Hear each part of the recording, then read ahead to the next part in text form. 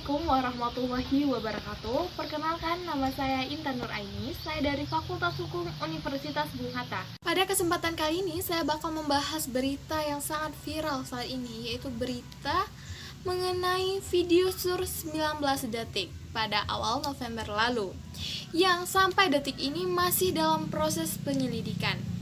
Pada awalnya, video tersebut diduga mirip dengan artis GA yang beredar di Twitter dan media sosial lainnya.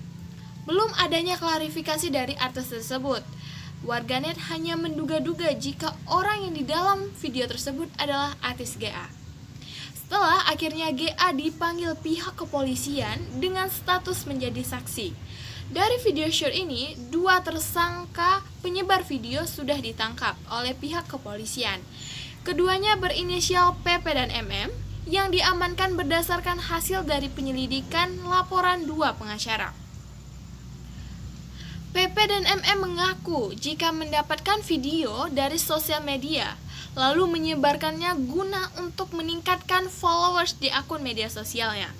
Pada Rabu, tanggal 23 Desember 2020, GA kembali memenuhi panggilan penyidik. Pemanggilan ini guna melakukan pemeriksaan tambahan oleh penyidik. Hingga akhirnya pada Selasa tanggal 29 Desember, GA dinaikkan statusnya menjadi tersangka dalam kasus ini. Beritakan Kompas.com, Kabid Humas Polda Metro Jaya, Kombes Pol Yusri Yunus menyampaikan informasi ini, yang mana penetapan status tersangka merupakan hasil dari gelar perkara. Ini hasil gelar perkara yang dilakukan kemarin, menaikkan status yang tadi saksi terhadap saudari GA sebagai tersangka, terang Kombes Pol Yusri Yunus. Kabid Humas Polda Metro Jaya, Kombes Yusri Yunus, mengungkapkan sejumlah fakta baru terkait video sur 19 detik yang melibatkan GA dan pria berinisial MYD. Fakta-fakta baru ini berdasarkan pengakuan GA dan MYD kepada penyidik Polda Metro Jaya. Yang pertama, GA mengirimkan video short berdurasi 19 detik ke ponsel pemeran pria MYD. Video itu sendiri dibuat oleh GA dengan ponsel pribadinya. Dia mengirim ke HP MYD, kata Kabid Humas Polda Metro Jaya. Video short tersebut dikirim oleh mantan istri Gading Martin tersebut dengan airdrop. Yang kedua, video yang beredar di media sosial itu bukan dari handphone perekam pertama, tetapi dari ponsel yang kemudian divideokan lagi. Ketahuilah bersama, video yang beredar bukan langsung dari handphone yang pertama, tetapi dari handphone yang kemudian divideokan lagi, ungkap Yusri. MYD juga mengaku, usai menerima video tersebut, dirinya menghapus video tersebut setelah seminggu kemudian. Yang ketiga, Kombes Yusri menyebut status hubungan GA dan MYD hanya sebatas teman kerja atau rekan kerja. Keempat, kepada penyidik, GA mengaku video asusila itu dibuat saat dirinya dalam kondisi pengaruh minuman keras. Ini sebenarnya sudah masuk ke materi hal-hal yang dikecualikan untuk dipublikasikan, ujar Kombes Pol Yusri Yunus.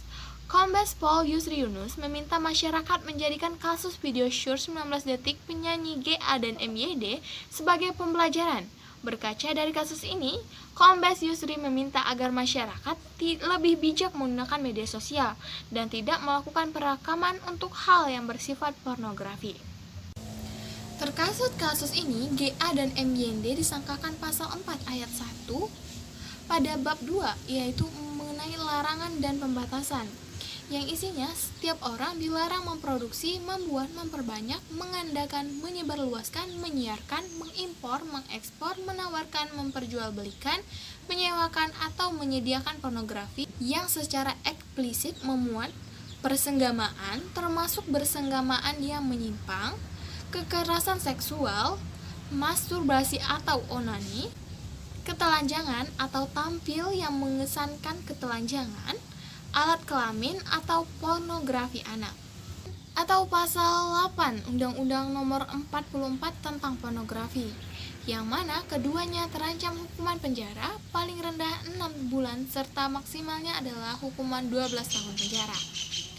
Penyidik Polda Metro Jaya menuturkan alasan penetapan tersangka tersebut, Dibaca di pasal 4 Undang-Undang Nomor 44 Tahun 2008 tentang pornografi, membuat memproduksi, saya sudah sampaikan kemarin. Yang melakukan merekam siapa? Saudari GA. Dia yang merekam, membuat, kata Habib Humas Polda Metro Jaya Kombes Pol Yusri Yunus.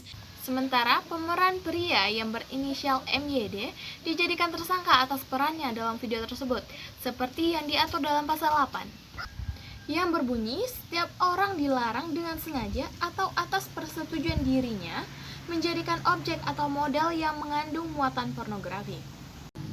Dan pasal 34 Undang-Undang Nomor 44 Tahun 2008 tentang pornografi, yang berbunyi, setiap orang yang dengan sengaja atau atas persetujuan dirinya menjadi objek atau model yang mengandung muatan pornografi sebagaimana yang dimaksud dalam pasal 8 dipidana dengan pidana penjara paling lama 10 tahun dan atau pidana denda paling banyak 5 miliar rupiah.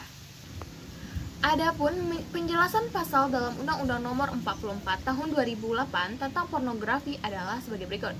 Pasal 4 Ayat 1 Undang-Undang Nomor 44 Tahun 2008 tentang pornografi, dalam pasal 4 ayat 1 tersebut disebutkan setiap orang dilarang memproduksi, membuat, memperbanyak, mengandalkan, menyebarluaskan, menyiarkan, mengimpor, mengekspor, menawarkan, memperjualbelikan, menyewakan, atau menyediakan pornografi.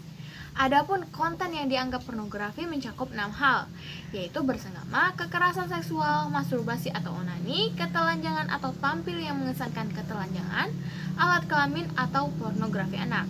Sedangkan pada penjelasan pasal 4 ayat 1 dipaparkan bahwa yang dimaksud membuat dikecualikan jika diperuntukkan untuk diri sendiri atau kepentingan dirinya. Dalam kasus ini, GA atau MYD belum terbukti menyebar luaskan videonya, maka dari itu perlunya penyelidikan lebih lanjut, mencari orang yang menyebarkan ke sosial media tersebut. Walaupun perbuatan mereka memang tidak bisa dibenarkan, tetapi sesuai dengan penjelasan pasal 4 ayat 1 tadi, dikecualikan jika diperuntukkan untuk dirinya sendiri. Hal inilah yang membuktikan bahwa GA tidak bisa dijadikan tersangka karena dia membuat untuk kepentingan dirinya sendiri. Terlepas dari itu semua, kita sebagai masyarakat Indonesia terkhususnya harus belajar dari kasus perkara ini.